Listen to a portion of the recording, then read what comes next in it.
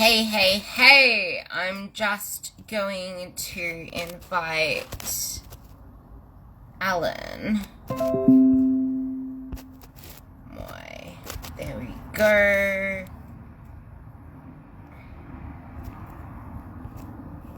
Yeah, it's freaking freezing here. So, yes, I'm wearing layers. So, just waiting for Alan to join. And anyway, so today we have a doctor, Dr. Alan Bacon joining us, and we are going to touch on pretty much what makes weight loss, body recomp, and whatever your goals are, something you can actually maintain for life, because people are too quick to give into their emotions over rationality. And I guess the most important thing is people struggle with keeping themselves. Getting results actually is easier than you realize. You can easily go on like some stupid juice cleanse, some stupid like just restrict everything to the size of your hand portions and lose weight. But who realistically keeps it off if you don't like get it in a sustainable manner? So I guess the most important thing right now is to ask you, what are the bottlenecks that you come across in when you coach your clients and just day-to-day life? First, can you hear me really well through this? Can you hear me through it? Yeah, done. Okay. Perfect. So I wanted to double check on that because I'm running a setup with my iPad that I've not run before. As far as issues that clients run into, with maintaining progress that you've had with fitness, the biggest issue that I find that people tend to have is the all or nothing mindset. And I'm sure that you've run into this with your own clientele. People think that if a certain situation isn't the perfect time, or if it doesn't feel just right, then it is okay to kind of go off the rails. And so the biggest thing that you can help people learn is, throughout your journey, you're going to be really motivated at some time. And then at other times, you're not going to be motivated. So staying on task and getting in what you can get in can make the biggest difference. And I think that one of the ways that you can help people do that is to learn to find joy in the process itself. I think a lot of people go into fitness and nutrition and they think, this is something that I'm going to do for the next 6 months. I'll get to where I want to be, and then everything will be great. And you and I both know that that's not the way that it is. This is a lifelong process. It is something that you have to get in for the long term. And I think that finding what you like in the process is what ends up making this sustainable for life. On top of that, I think that people think that when they achieve their goals, that it's going to be really easy to maintain. And I don't know about your experience, but what my experience is with clients, when you get to your goals, maintenance is actually often harder than getting there in the first place. And it kind of goes back to that whole thing. You think that once you're there, everything's going to be okay, everything's going to be, sunshine and everything's going to work out. But learning to stay at maintenance is a skill in itself. The fitness journey doesn't end just because you've gone to your wedding or just because you've gone to the beach trip that you wanted to go on. So maintaining is a difficult stance because people get that feeling of, oh, I can loosen up, I can let go. And it doesn't really work that way, because if you start to revert back to those old habits, you're going to be back in that old position that you were in to begin with. So it takes work. It takes work to get there, and then it takes work to stay there. But the longer that you work on that, the longer that you work on those habits, the easier that becomes over time. So there is a light at the end of the tunnel, but you got to figure out, why are you doing it and what can you enjoy throughout the process? Do you like going to the gym? Do you like the way that you feel? Do you like the results that you get? You don't have to like training, but do you get something out of that that makes that training worthwhile? And I think that finding these different things and thinking about this in this way, okay, I'm going to be in this, I'm committed to this for an extended period of time. How can I make this something that I can keep my eyes on the goal, and what do I get out of this that benefits me? What do I get out of this that I enjoy?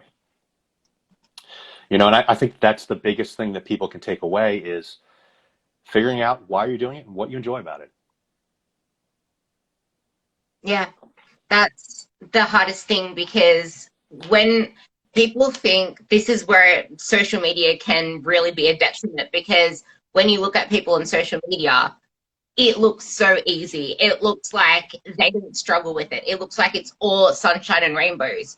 But they forget, like you forget, and they forget that everyone starts somewhere, and it's going to be hard to start with, because at the moment, I've maintained my body for years to come, and I find it extremely, well, I don't want to say easy, but I find it extremely easy now compared to how I found it back then. And I freaking love what I do. Like, I actually hate some things, but I love the fact that I hate them, because I've developed a keyword mindset where if you don't challenge yourself, you don't grow. If you don't challenge yourself in something that is such a small part of your life, how are you going to be able to challenge yourself in other areas of your life that mean so much more to you, like your career, your family, your relationships? But everyone looks at fitness and health as just fitness and health. But being able to actually push through the hard points in fitness and health extends to all other areas of your life. And as you said, you need to like the results that you get out of it. But if you only focus on the results in terms of, I'm losing this much weight, yes, and then obsessing, the chat this morning, and then obsessing over, I wonder what my body fat percentage is. I'm going to get myself a bathroom scale that tells me what my body fat percentage is. Or you like just crazily go to the gym's in body halfway through the day, and it gives you a high body fat percentage because, I don't know, you probably drank like a liter of water, and that's not really considered lean mass or what it is. So you need to realize that the results that you get in the gym aren't just numbers. They aren't just figures. There's so much more to it. Like, we all start somewhere. When I first started out, I was pretty much bedbound a lot of the time because I had no energy, no confidence. I was shopping in the kids section because I didn't fit any proper clothes. There are people that come to us that obviously are really overweight, and they don't even want to go and try on clothes in the change rooms because they feel negative about their body. They obsess over their body. I heard something the other day. You can probably have a lot of examples of this and go on about how obsessive these thoughts can be. But if you actually drew a pie chart about how much you think about certain things in your life and how much of a day it takes up within the day, like obsessive over food, like how much do you think about food in a day? How much do you think about training? Like, what percentage of what takes up the whole day? Then look at it and actually ask yourself, wow, is this really where I want to be spending a lot of my mental energy? Or do I want to be spending it with the kids, with the family, actually doing life? So you need to make things easier for yourself. And back to what I was saying about, you need to enjoy the process. You need to do hard things as well. And you're not always going to enjoy the process. Alan, do you look forward to every single gym session that you do? Does Beth look forward to every single gym session that she does? Does she love everything that she's programmed? There's most of the time where I'm at in my career, most of the time I do enjoy going to the gym, but there's going to be times, and everybody's going to run into this, that you're like, shit, I don't want to get up. It's cold out, it's raining. I just don't feel like it. But there's not a time that anybody ends up going to the gym and regrets it. I challenge people to tell me that there was a time that they got in, a decent 25-minute workout at least, and they said, man, I'm really mad that I went. Nobody's like that. You might pull into the parking lot every once in a while and be like, man, I got too much work, and then roll out. But for the majority of people, once you get in there, once you do something, you feel much better about yourself. And that goes back to the all or nothing mindset. If you've got 25 minutes, if you've got 30 minutes, put that time in. It's going to add up over time. And more importantly than that 25 minutes that you put in, What you're really getting out of that is you're solidifying those habits of getting up, going to the gym, and making it happen. So whether or not you get in the biggest killer workout with the greatest pump of all time, or you're throwing up 405 on bench, it doesn't matter. You got up, you went in, and you're instilling those habits that are going to keep you going in for the rest of your life. So look at it that way. If I just get up and I just go, I'm getting more out of this than just the simple physical aspect that I was expecting out of a good training session. And I think that that kind of evades people. I think that they don't think about that as something that can be extremely beneficial. It all comes down to that perception of the way you view that workout and the way that you view going into it. You can't just go in with a perfectionist mindset. Like, you will feel like you fail if you set your expectations up here, but you're really only at this level at this point in time. And like, how detrimental, honestly, is social media to so many people these days? You see them just smashing it all the time, and then you go into something thinking, oh, okay, I need to perform this way. But realistically, you're not at that level yet. And if you go in with that mentality and you leave the session like, oh, I didn't go as hard as I thought I should, or I didn't go as hard yesterday or last week, you're going to feel like it, and it's going to run into other areas of your life. But if you think of it as literally just that, how do I feel after that workout? How do I feel after actually getting something done that I actually didn't want to do? I was about to leave in the parking lot, but I actually went in and did it. I actually feel really good after that, like actually checking in with yourself. So I guess that's the double-edged sword with social media, isn't it? I mean, you see the before and the afters, but you don't see any of the during. And I think that we all kind of get lost in that, and we get lost in the fantasized and almost fairy tale lifestyle of some of these guys and girls, and it makes you a little bit conscious of the way that you train, but life's not like that, and you're going to have those down times, and you're going to have that rough period, but get your ass in. Yeah.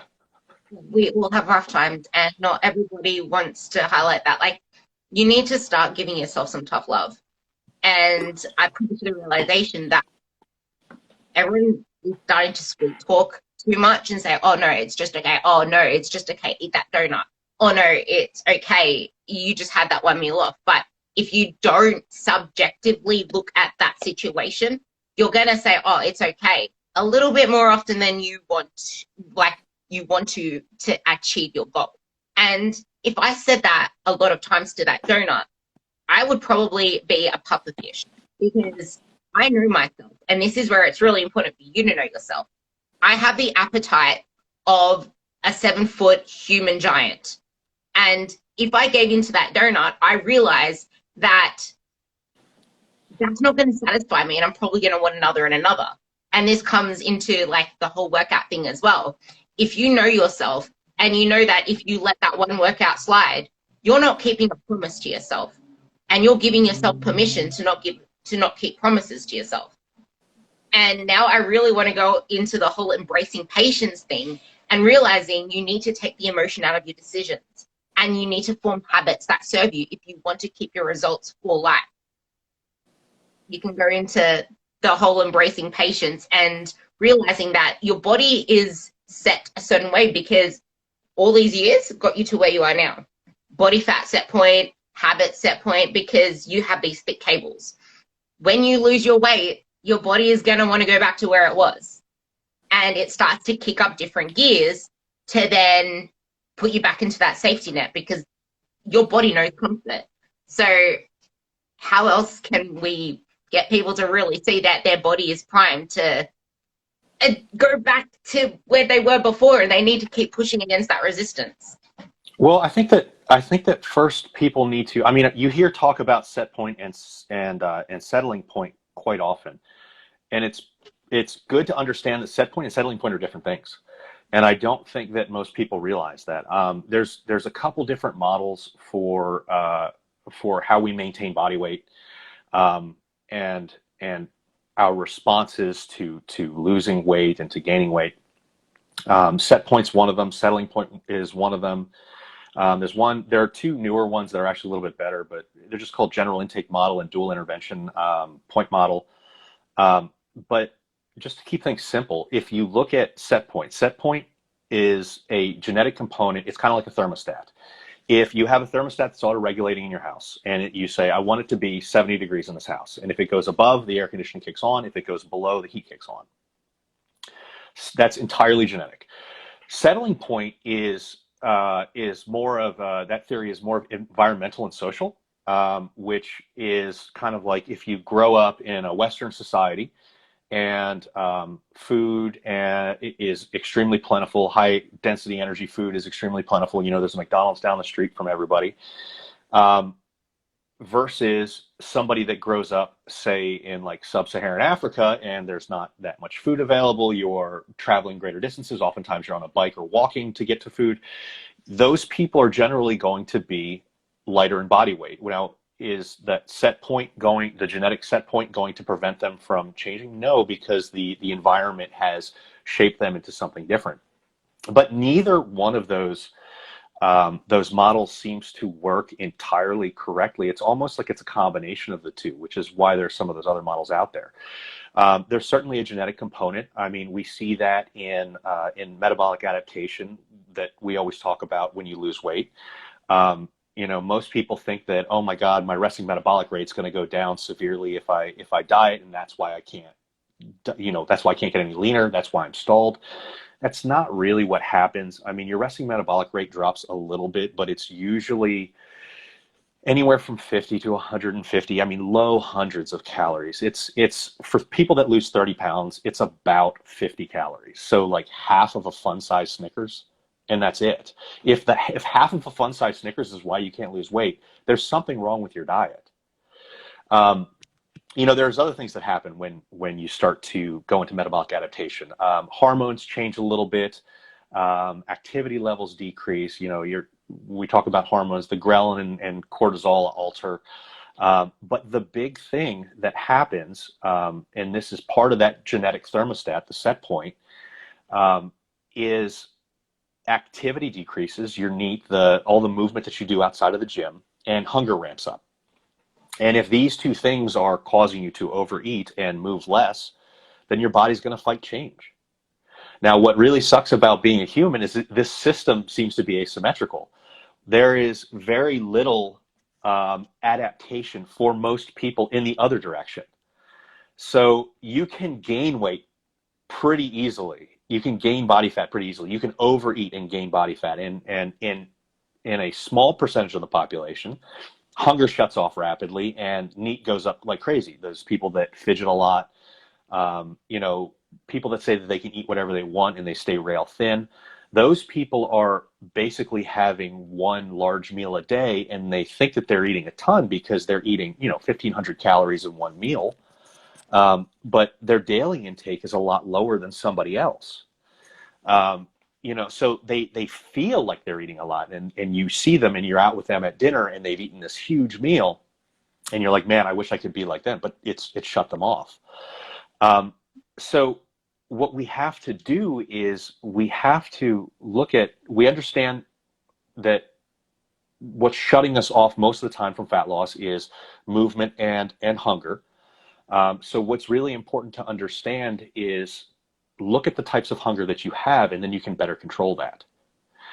Physical hunger and hedonic or emotional hunger are two different things.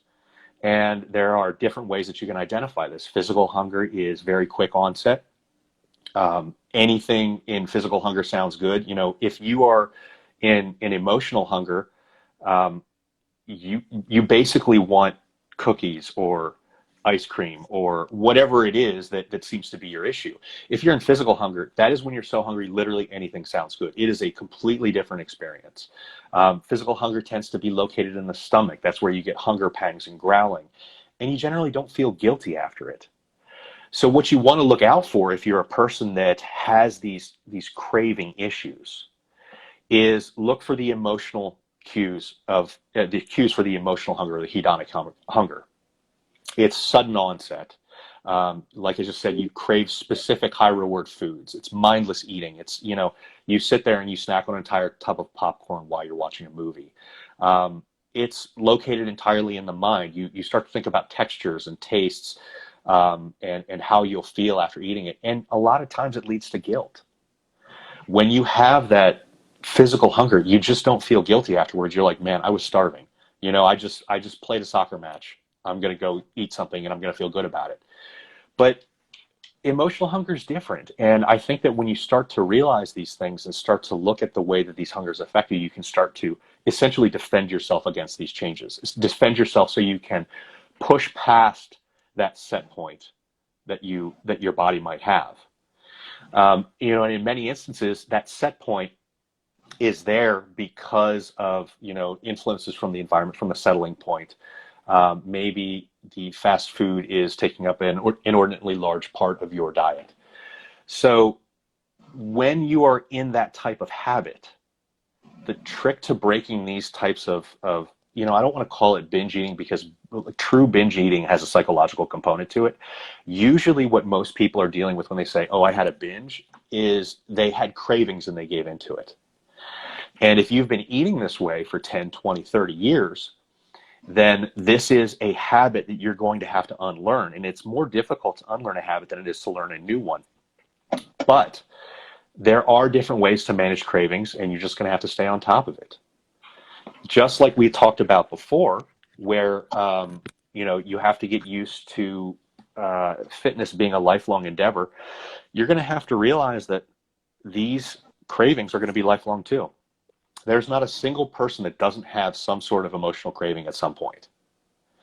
So you come up with different ways to handle it, and each person handles these things differently. There are a bunch of different tactics that you can use. When you're trying to lose body fat and you're starting to get these hungers to ramp up, because like we said, metabolic adaptation, this is one of the things, one of the two main ways to bring you back to weight, to hit that set point. You're going to get hunger to increase. And you might have some different tips than I have, but I'm going to give you a few just so people can look at some of these, figure out which ones might work for them, and then incorporate those into their daily lives, because not the same thing doesn't work for everybody. So we give you some options. You try some, you might find some work better than others. But the first thing that I like to tell my clients to do, first off, is wait 15 minutes. If you can wait 15 or 20 minutes, drink a glass of water, something like that, a lot of times that craving will pass. And if that happens because that craving came on so quickly, well, like we talked about emotional hunger, a lot of times it can pass just as quickly. Don't sit there and ruminate on it. Just give it 15 minutes, start doing something else.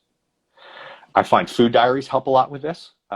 You can keep a diary of, if you start to have this craving, write down in a diary, this is what I was feeling the hours before leading up to it. You can evaluate that and identify triggers that have led to this unproductive behavior that you're calling a binge. And a lot of times you'll find that these habits of, I'm going to go and eat this type of ice cream are tied back to an emotional response. Maybe you got yelled at work. Maybe you have a project due for school. Maybe you're having issues with your boyfriend or girlfriend. And every time this happens, this is what you resort to for comfort. But if it's leading to guilt afterwards, this is not an extremely comfortable situation.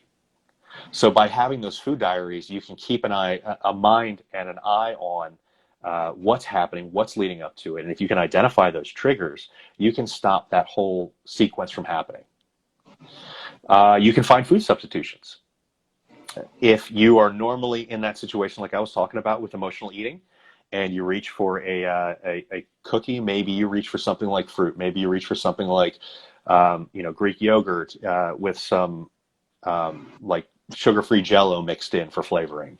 Maybe you reach for jerky or anything like that, something that is slightly better. Remember, it's not all or nothing. It's often something. So something that's slightly better than what you were looking at before. Most importantly, though, what I find helps a lot is adjusting your food environment. And you probably talk about this with your own clients. If you have food that is normally a problem food for you within eyesight, you're going to eat it more often. Somebody's going to eat it. Either you're going to eat it, your significant other is going to eat it, somebody that's broken in your house is going to eat it. Literally, somebody's going to eat it. So remove those foods from sight. Either remove them from your house and make it so you have to drive somewhere to get it. you're creating a barrier to getting that food. Put it in the back of your freezer. If it's in the back of the freezer and needs to thaw, there you go. Now you have to wait those 15 minutes I was talking about earlier anyways. So by not having those sensory cues right in front of your face, you can make that changing of your set point much easier because you get less kickback from it. Now, when you look at the research as far as the genetic set point goes, and can you physically change that? It appears that you can, but it may take a while. It may take upwards of years. And so you have to work on these habits in the meantime so you can sustain these changes that you've made to yourself, and understand sometimes it's going to be a struggle.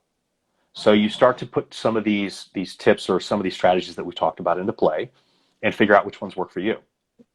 And just because we've said that, you know, we want you to remove these foods from your house or from your line of sight, it doesn't mean that you can never have those foods again. If you've got things that you're particularly struggling with, don't have them in the house for a while. You know, cut yourself off for 4 or 6 weeks. Everybody can do anything for about 4 weeks. Say, I promise I'm not going to have donuts or whatever it is for 4 weeks. Knowing that you don't have to cut yourself off forever can be helpful. So once you've done it for a little while, and once you've had that practice, start to reintroduce things stepwise. Figure out which foods that you were struggling with. Figure out which one you were least struggling with. Start to pull that one back into your food rotation.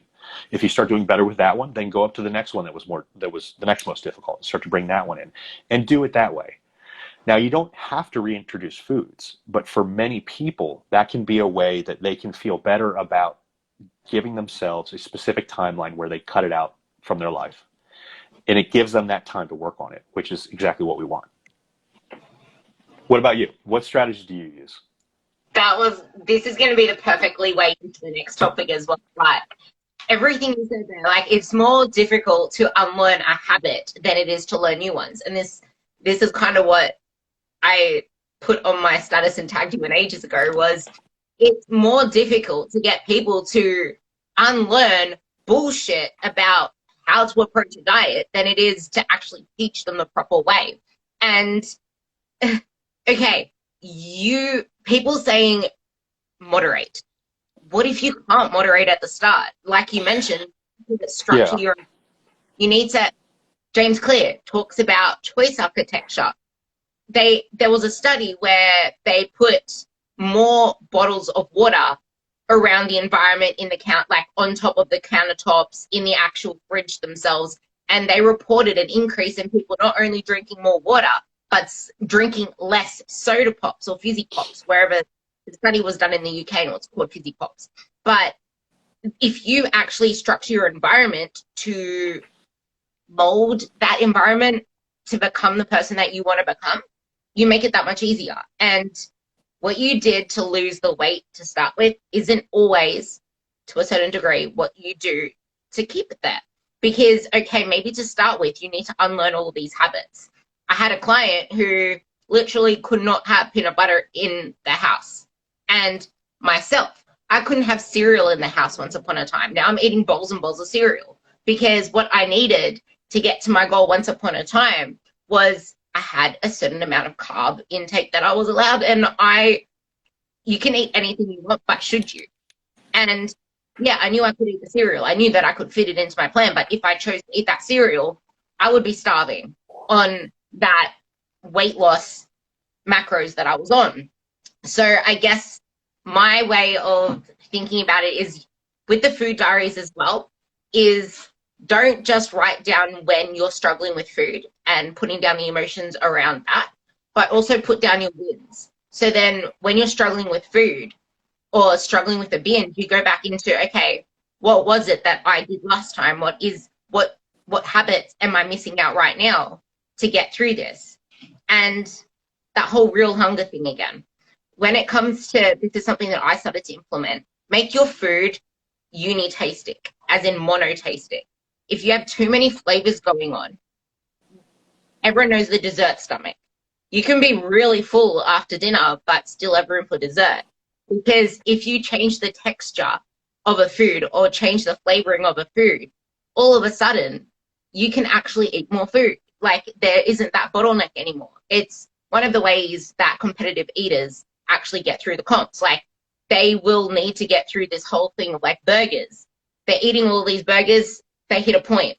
Okay, let's add in some like different types of food. Like, let's have some ice cream, let's have some chips. All of a sudden they're hungry again because they changed the taste bud stimulus in their mouth. And they finish what they're eating. So being mindfully aware of the way that you create your meals as well. Like, don't make it bland, but don't have a flavorgasm in there. It's that buffet. Like, Well, I think yeah, what you're kind of getting at is something called the cafeteria diet, and or cafeteria effect. And you know, when you look at the research on this, having less variety in your daily food intake tends to work a lot better for managing cravings. And the reason that is kind of going back to exactly what you're talking about. If you have a lot of variety going on, it triggers cravings pretty badly. So what you do is you figure out, you know, a certain palette of food, or certain variety of food that you want to have as your standard daily everyday foods. And now this is not to say that you can't go off plan every once in a while, but by having the standard palette of foods, you minimize the amount of cravings, you minimize how bad that can hit you, for sure. Absolutely. yeah. So that's something to really keep in mind. And I loved the way that you made it down to that simple level of, don't try to be a master chef with your food if you are trying to control the way that you manage your cravings. Mhm. And when you're going, like, you need to know, we're going to talk about actually maintain, like, you need to eat and fuel the body you want, and actually the magical maintenance will come in a step. But when you're going through a weight loss phase and you're at the end of that and you come out of that, depending how lean you get, you are going to not only be more predisposed to put on more like muscle, but also fat. And your body is going to want to increase its fat storage because, like we said, the body fat set point. So you need to be able to maintain and fight that innate response to, wow, I'm hungry. And then I guess this is where structuring your environment really comes into consideration as well, because the whole intuitive eating thing, well, I could intuitively eat the whole freaking kitchen because the whole kitchen looks really good. Or if I structure my environment to actually suit my goals, okay, maybe I'm not really hungry for the Tim Tams or the Cheetos or the cake that's in the fridge, because what's in my environment isn't hyper-palatable foods. So being smart about the way that you structure your environment is what is going to lead to success in the long run. And now the importance of maintenance and actually eating for the body you want, because we don't want to live in a chronic deficit, do we? Like, we shouldn't be. What was that last part? You kind of cut out on me. We shouldn't be forever dieting. Why is that? Like, what is the magic of maintenance? So the thing with maintenance is, if we've been dieting for a long time, what I was talking about earlier kicks in pretty hardcore. I mean, the biggest thing is that your NEAT's going to drop. You know, whenever you're not physically in the gym, all of the movement outside of the gym is going to plummet. The longer that you've been in a cut, the more severe this can be. And that becomes very problematic from a weight loss standpoint, because the only thing that you can do to lower that is to move more, which your body doesn't really want to do, or lower your calorie intake more. And then the problem becomes, especially for smaller females, if you're lowering your calorie intake so severely, you could have some nutrient deficiencies or nutrient issues over time. So doing things like refeeds or going to maintenance for maintenance breaks, it's less of a change to hormones or anything like that than it is literally a mental and physical break to allow yourself to start moving again, to start feeling good again, to prevent potential muscle loss. Because the longer that you're in a cut, the more that becomes a concern, especially if you're doing a severe cut. You know, if you're staying relatively close to maintenance, it's less of an issue, particularly if you're lifting weights. But the biggest issue that I find with people that tend to cut for extremely long periods of time is they have a couple goals. Almost everybody says, I want to lose fat and I want to gain muscle. Well, if you're in a really long-term cut, you're not really gaining any muscle. At best, you're holding as much as you possibly can. So if you want to be extremely successful, there are a lot of times where coming to maintenance or slightly above maintenance can be beneficial because it can give you some time to work on some of that lean muscle. So then when you try to cut down again, you can cut down on higher calorie levels. It can be easier for you. You can feel better while you're doing it. Don't get so blinded when you're trying to lose body fat that, okay, if I lose all this body fat, I'll feel great. Because maybe you at 140 pounds doesn't look as impressive as you would look at 140 pounds with 15 more pounds of muscle. And so what people will do is they'll look at their friends and they'll say, well, she's 140 pounds and she looks great. Well, you're not sitting with the same kind of underlying muscle. So what's going to end up happening is you're going to get down and you're going to look really doughy and you're going to have no energy because you've been dieting so hard. So take those periods where you can go to maintenance or you can go into a build and sprinkle them in throughout your cut. Spend some months doing these things because you're going to need it. And I think that just like you were talking about before, where people see the before and afters, all people get focused on is, if I lose this body fat, I'll be happy. But the body that they have in mind isn't the body that they're going to get just from losing body fat. So do you need to go to maintenance to lose body fat? No, but do you need to go to maintenance to get the body that you're shooting for? Do you need to go to above maintenance to get the body that you're shooting for? Oftentimes, yes. And on top of it, getting you to the body that you want, it makes it a lot easier during those cuts to do it that way. So the people that you find that are really successful in this are people that take time to enjoy being in a cut or a build for an extended period of time. They learn to stop thinking of, oh, I need to have these six-pack abs right now, and instead focus on, I want to get stronger. It's so funny how easy progressing becomes when you stop worrying about the physique aspect of it and start worrying about the performance aspect of it. Because you can see performance changes a lot quicker than you can see physique changes. I know that I look so much better now that I'm not focusing on my physique versus when I did before. I don't know whether it's subjectively or objectively. I probably looked better before. Who the fuck knows? But the fact is, I am saying I look amazing compared to the way that I used to look. And the reason that I'm saying I am saying it is because I'm actually saying it. Like, if I looked better before, I definitely didn't feel it. I definitely didn't think I did. Because, okay, I may have had the body that everybody wants or whatever the hell it was, but I wasn't happy at that place. I wasn't proud of my body at that place because I was just focusing on the outcome and not the process. And I was so like tunnel vision focused, like you said, on just that physique goal, just that, oh, I'm going to keep doing this to get this body, this to do that to my muscle, this to do that to my muscle, but I'm not focusing on the process. But it was like 2000 and God knows, 2016, 2017, 2021 now. 2017 is when I stopped focusing on the bodybuilding aspect of it. And it's all been about hovering around maintenance. And I've hovered around maintenance. I went from like 50, 55, 56 kilos to 60, 61 kilos. I didn't do massive yo-yo diets of let's cut all the way to 50 kilos. Let's build all the way to freaking 70 kilos and look like a puffer fish. No, like you need to do things. You need to do things smart, because the more that you hover around your maintenance, which isn't a static number, the easier you make it for yourself to sculpt that body. Because it's like, I want that person's body. You just focus on getting that person's body, but are you focusing on yourself in the process to get there? Are you focusing on the way that everything around you is getting sculpted? Because as soon as you get there, the idea that you had in mind, like you said, may not be that body. And if you've only focused on that aspect, you might just become a skinny, like a noodle.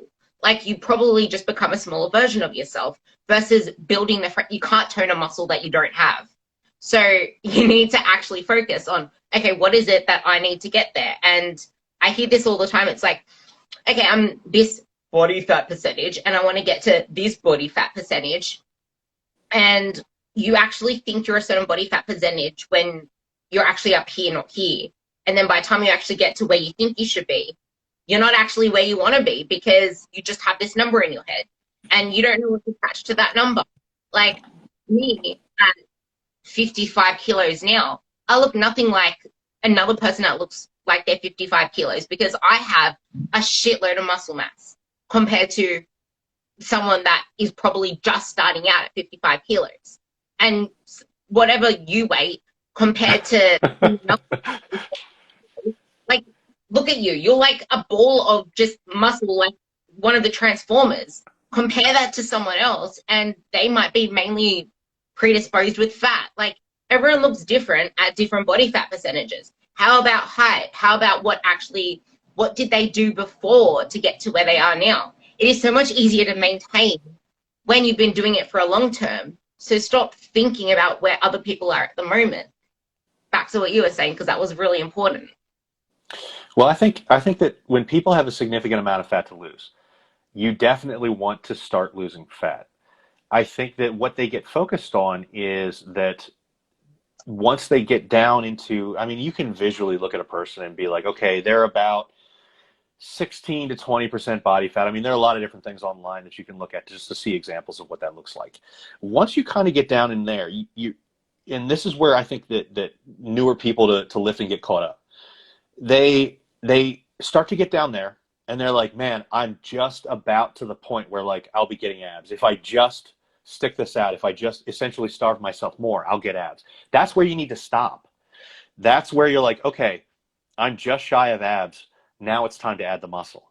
You're now in the perfect position to add that muscle to make your life a lot easier, assuming you want to have some more muscle on top of your frame. That's where you start to say, you know, this is where I need to build. And you have to delay that gratification of having that six pack.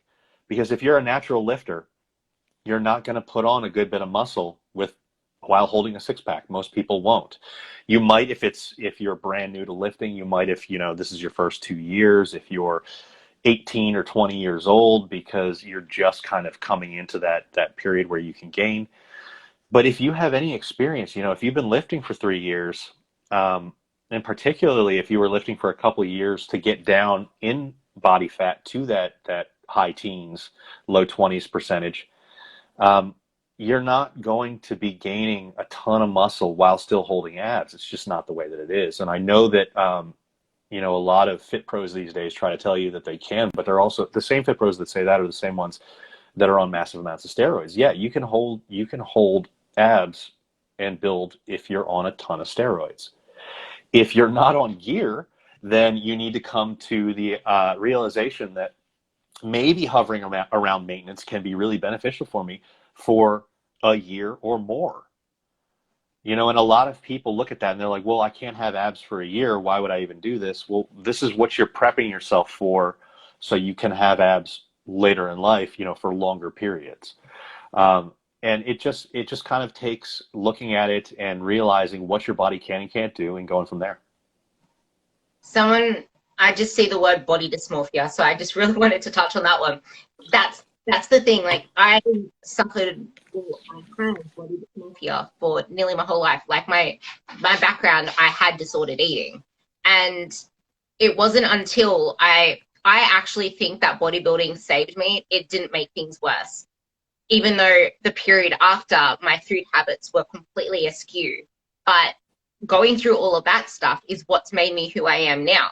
And it's because I took the focus out of having to focus on this number, having to focus on a physique aspect and doing what you said and focusing on what performance measures can I do? What more can I add to my life? How else can this add to my life?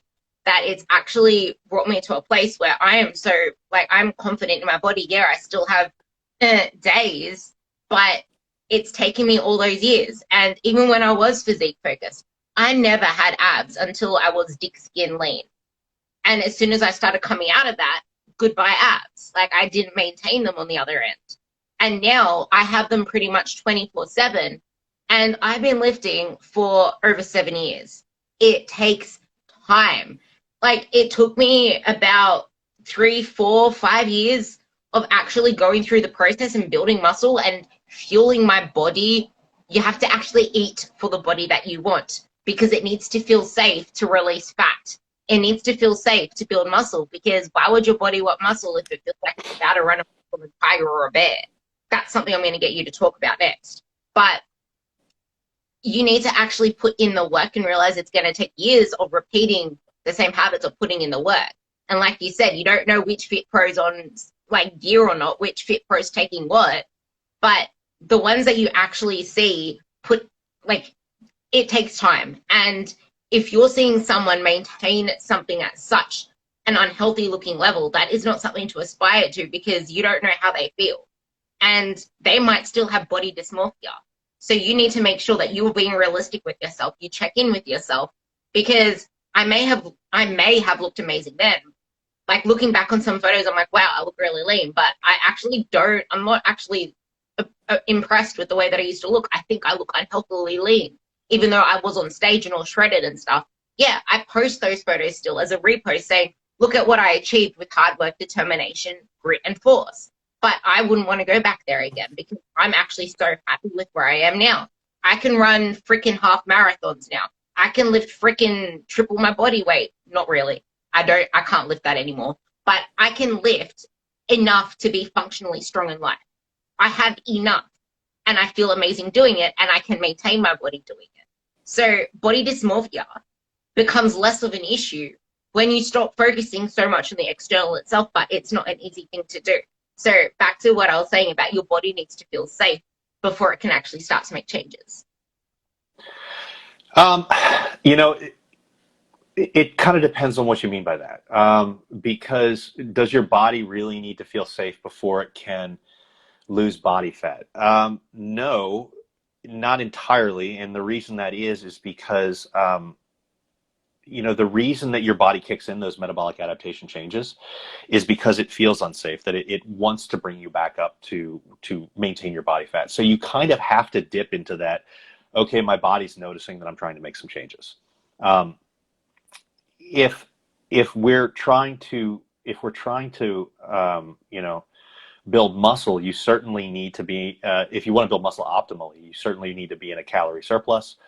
And it is simply the way that your body responds to anabolism. I mean, it'll push mTOR up by having more carbs and more fuel. You'll be able to build muscle better that way. The body feeling safe, that kind of goes back to your body's activity levels being auto-regulated. And the safer that it feels, the more movement that you're going to have, the more that you will feel like you'll be able to put out energy.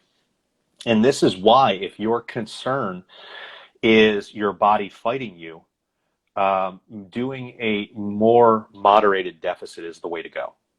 By doing a more moderated deficit, it might extend that period that you're cutting weight, but your body's going to feel a lot better doing it. Your body's going to fight you less, and it's going to make your experience a lot easier. But depending on the person, losing weight fast or losing weight slow, when I talk to clients about that, it really depends on what their starting body composition is and how they are feeling mentally and emotionally. Because I can look at some of my clients, and if they're higher up in body fat percentages, they're not necessarily very educated on training. They're not used to getting into the gym, and they want to lose body fat. Sometimes I will actually take them down faster than I would other people. And the reason that I do that is the body fat itself is metabolically protective. They're not going to lose a whole lot of muscle mass because they're just starting to train. So if anything, they're going to gain some muscle mass. They've got a lot of body fat to lose, and losing a little bit of fat faster can be motivating for that person.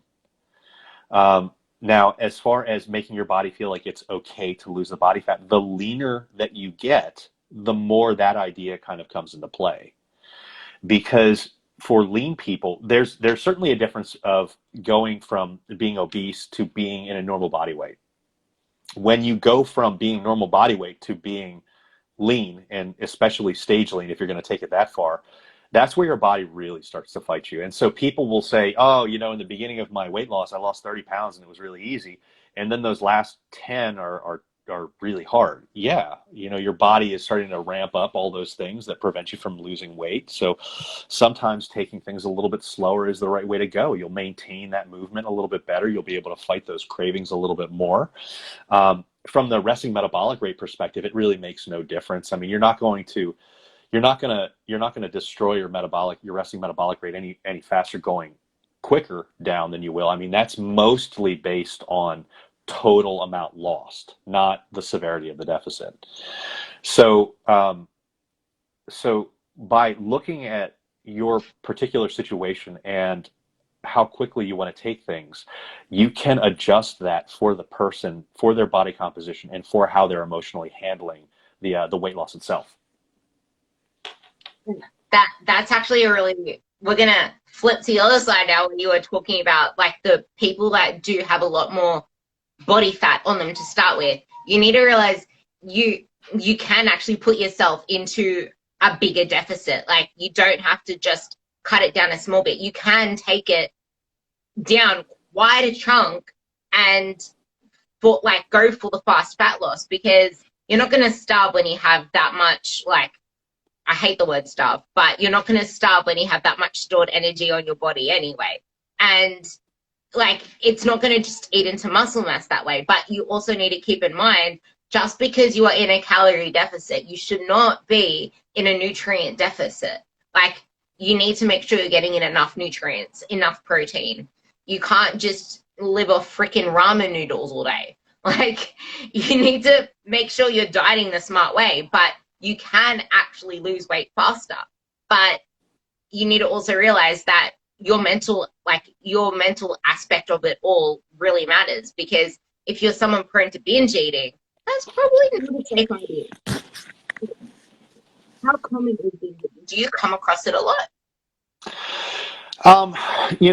It's difficult for me to say because of the job that I work in. When people are fitness professionals, you're probably going to see more people with eating disorders than what is in the normal population.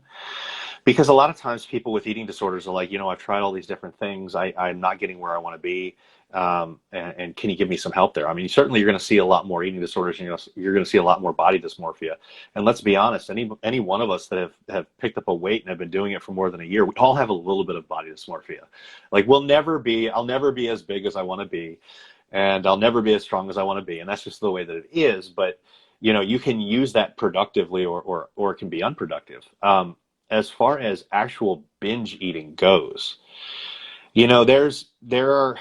it's disordered eating is more common, in my experience. Binge eating tends to be something that you do run into, and I run into a few people every year that probably have a binge eating type of issue. But binge eating itself should probably be followed by a psychological professional. Somebody that can help with that psychological aspect of it. I think that we as coaches and we as nutritionists, we can be one piece of the puzzle to help address that, but I wouldn't address real binge eating without the support of psychiatrists or psychologists, because there's just a lot going on there.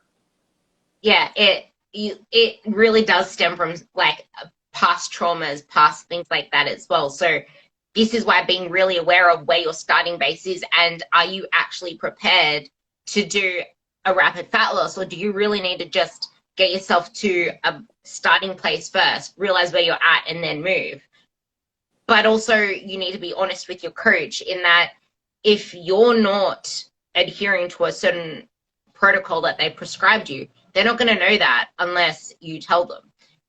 I guess we can pretty much summarize with the takeaways of what you think most people should realize about not only maintenance, but the power of your environment, the power of, the struggle with unlearning habits and learning new habits, and why it's important to sometimes give yourself enough fuel to get the body that you want. And it's not always about taking that fuel away.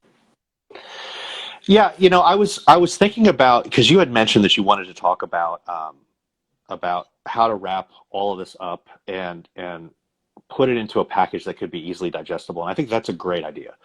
I think that it's difficult to give, X points that are going to be relevant to each person. So what I would do, and this works not only in fitness and nutrition, but in life in general, is I would focus on what type of things can help a person succeed. What can keep you committed to something, not motivated, but committed, because they're different things. Motivated is like, yeah, I'm really excited to go out and do this. When you're committed, you do it whether you're excited to go out and do it or not. And you will be motivated a lot of the time, but you're going to be committed most of the time. So just like a lot of other fitness professionals talk about, I think the biggest thing that you can do is understand your why, not the surface reason, but why what you're doing really supports who you are and supports your goals. A lot of people will say, I want to lose body fat. Well, why do you want to lose body fat? Nobody just wants to lose body fat. Like, why? Is it because you want to be healthier? Is it because I'm going to feel more confident? Is it because I want to, feel better when I go to the beach? There's an underlying reason. There's something that's missing in your life that you want to change. So understand that. Don't tell yourself, I just want to lose weight or I just want to get bigger. Why do you want to get bigger? Do you want respect from others? Do you think that it'll make you feel better about yourself? Are you tired of not being able to move your own furniture? There can be a lot of different reasons, but delve into that and figure out why. Then build your habits and your systems. We talked about how motivation is fleeting. We talked about how you have to, you've got a lot of things to unlearn potentially. I mean, most people do. So don't feel frustrated that you've got a lot of things to unlearn, but build habits and systems that you can put into place. And we talked about different ways to change habits with cravings. We talked about different systems that you could use to change cravings, changing your food environment, changing, writing a food diary, setting up a training protocol that you want to do, and reinforcing that training protocol by constantly going, even if you know that you're not going to have a good day. Build those habits and systems because that's what's going to keep you going when that motivation goes down. Keep a running log of your progress. And like you were talking about earlier, a lot of people will focus on the scale. They won't focus on things that are more important as far as progress goes. Are you feeling healthier? Are you feeling stronger? Can you do something that you couldn't do before? Are your pants fitting better? These two are my favorite if you've got physique goals. Are your pants fitting better or are your shirts fitting better? Guys can check out their chest and their arms and shirts. Everybody can check out how their waist fits in pants. And how do you look in the mirror? I don't care what the scale says. Nobody really cares what the scale says. How do you look in the mirror? How are you looking in your underwear? How do you look in a bathing suit? Do you feel better about yourself? What types of things can you look at that are not the scale to be able to monitor frequently to check your progress? Because anytime you see an improvement in any of those, and it could be measurements around your waist, anytime you see improvement in any of those, you can take a note and say, look, I succeeded in this. I know that not every week or every 2 weeks is going to be a change in the scale, but these are all improving as well, which means things are getting better. Keep going, the scale will change. Maybe it won't if you're building muscle, but if everything else is moving along, you're okay. You're on the right track. Realize too, you're going to fail. Everyone listening to this is going to fail. Everybody fails. But there's a difference between temporary failure and quitting. Temporary failure is okay. Everybody's going to do it. Everybody's going to make mistakes. The important thing is reevaluating your situation. What can you learn from it? Can you improve things? Okay, I went on an office Christmas party and I had too many drinks. Okay, well, next time, make a plan beforehand. I'm only going to have 2 drinks tonight. Good, you've made the plan before you go. Things are going to be better this next time. Just realize that a temporary failure doesn't mean you have failed. It just means it's a time to learn from it. As long as you don't quit, you haven't failed.